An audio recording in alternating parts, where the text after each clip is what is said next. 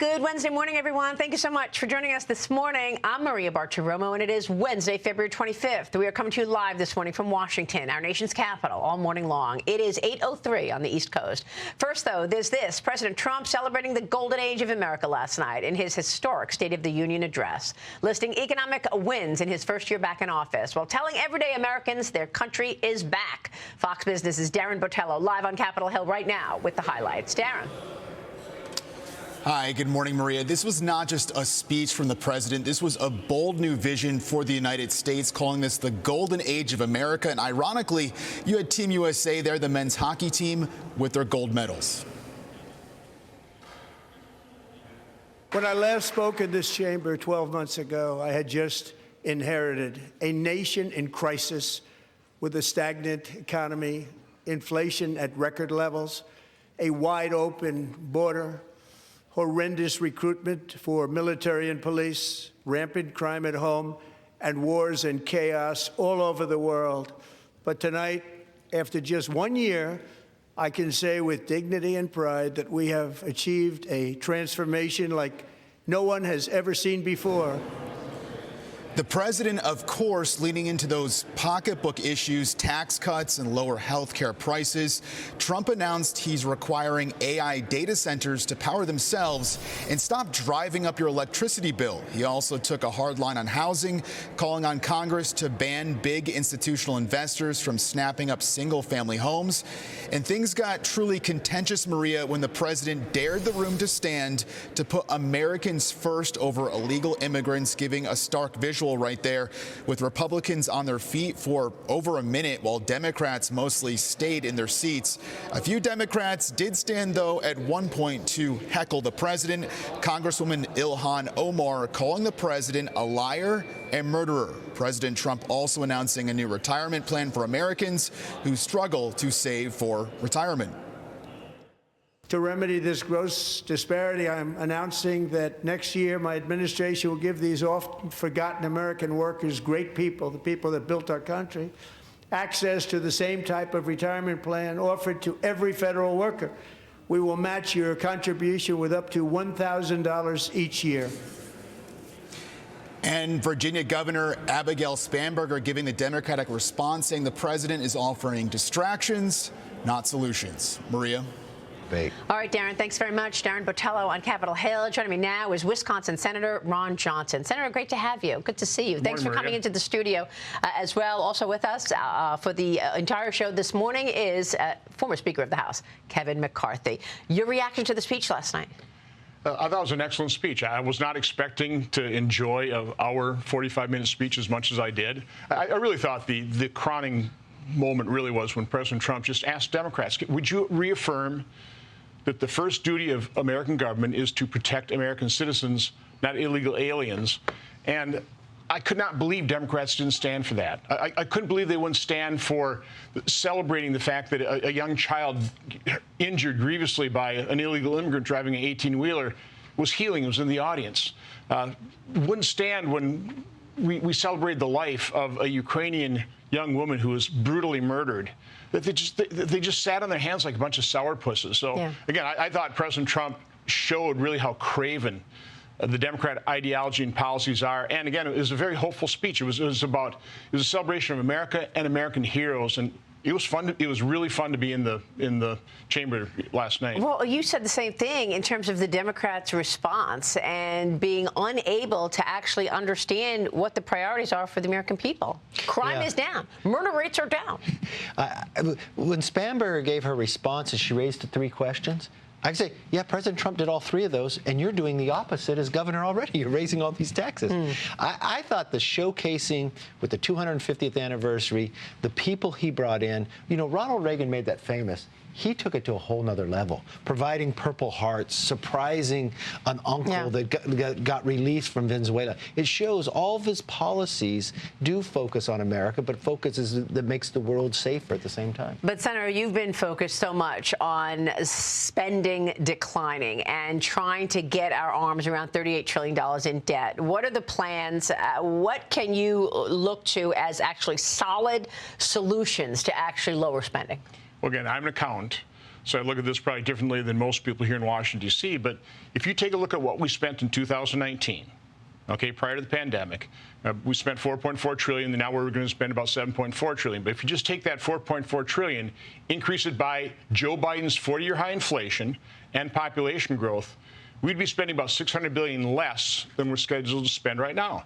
So you just go category by category. By the way, that exempts Social Security and Medicare and interest from that calculation. You spend what you need to spend for 2026, but look at every other spending category and just use that basic control. What we spent in 2019, we weren't spending too little back then, and we'd literally save about $6 trillion over the next 10 years. You really want to get aggressive, go back to Obama in 2014 or Clinton in 1998, we'd be saving $10 trillion plus. So again, I know it's a green eye shade way of doing this, but that's what you need. These are numbers. You have to look at the numbers. The problem is that our adversaries are on the march, right? China on the march, Russia on the march, Iran. I mean, the president wants a, what? He wants a $1.5 trillion defense budget in 2027. And you say? Well, let's see what he wants to spend it on. Okay, there's a great piece written by Eric Prince, Too Big to Win. Let's not be spending on arms platforms that are yesterday's wars. Now we've got, drone warfare. There's all kinds of new technology. Use it properly. Don't just throw money at the old platforms. And also, eliminate the fraud out of the military-industrial complex. I mean, I can tell you story after story. I mean, I love the fact that he's putting Vice President Vance in charge of the fraud program.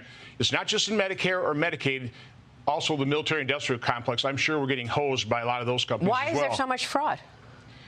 Because they get away with it. Money, yeah. There's only a few builders of this. Look, the greatest threat we have is our debt. Greater than China, everything is our debt. We're putting ourselves in a very bad position.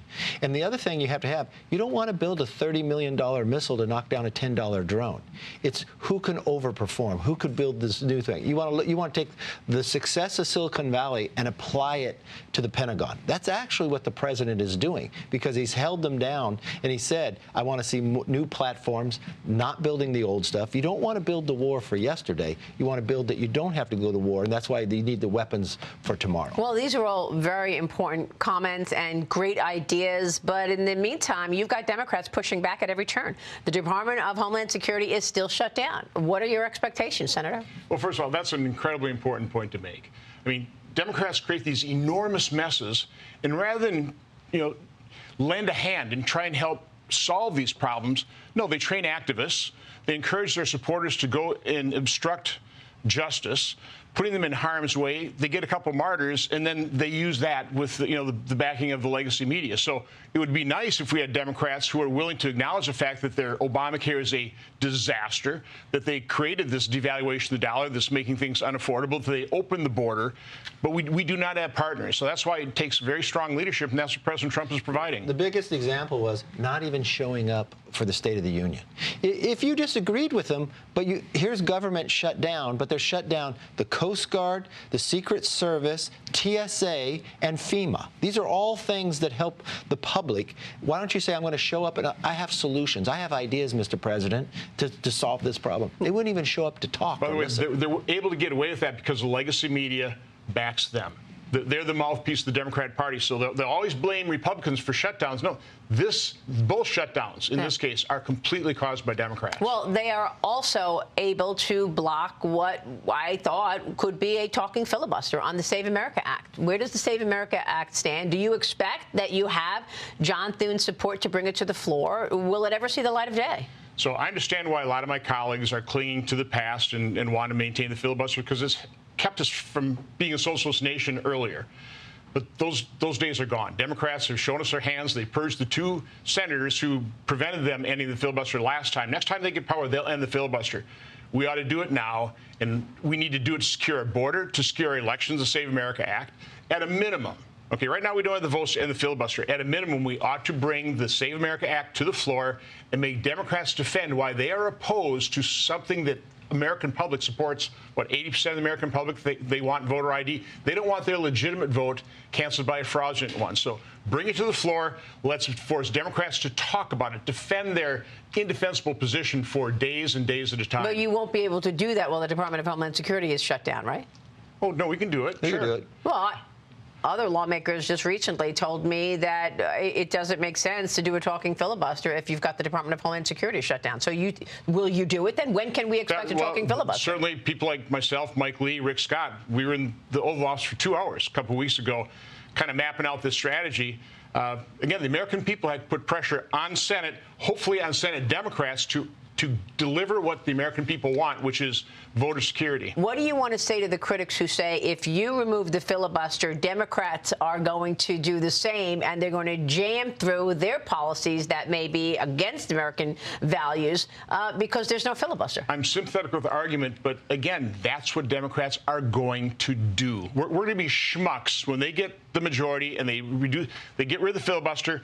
They turn D.C. and Puerto Rico into states, the pack Supreme Court, and we're going to go, maybe we should have done it to save America, not consolidate our power. And you say, Kevin McCarthy? I say you bring it to the floor because Democrats want you to show ID to remove snow, but not to have a clean election. Right. It's a simple argument. Even more than 70% of Democrats agree with that. These who are elected representing them are off base. Just make the argument and let the public decide. We're talking about two different things. You're talking about bringing the SAVE Act to the floor. You're talking about removing the filibuster. Right, but again, I definitely support we bring the SAVE Act to the floor and we make Democrats defend the indefensible, their opposition to something 80% of Americans support. You win the argument before you win the vote. That's important. Margaret Thatcher taught us that early on. He's been doing a tremendous job. I think he's 100% right when it comes to the debt. That's our greatest threat, and nobody's talking about it. Yeah, a lot of great points last night by the president in terms of the agenda. Is that going to be enough for the Republicans to hold on to the majority come the midterms? You know, it's primary season. I, for one, like a president who's optimistic, who celebrates America and Americans, and that was a very optimistic speech right there. Don't you want a president with vision to make country even greater? I mean, this is a great country. 250 years, it can be even better. That's the kind of leadership we want. That's the kind of leadership President Trump is providing. Senator, thank you so much for being here. Thanks for having me on. Good to see you. Senator Ron Johnson. We'll be right back. Stay with us.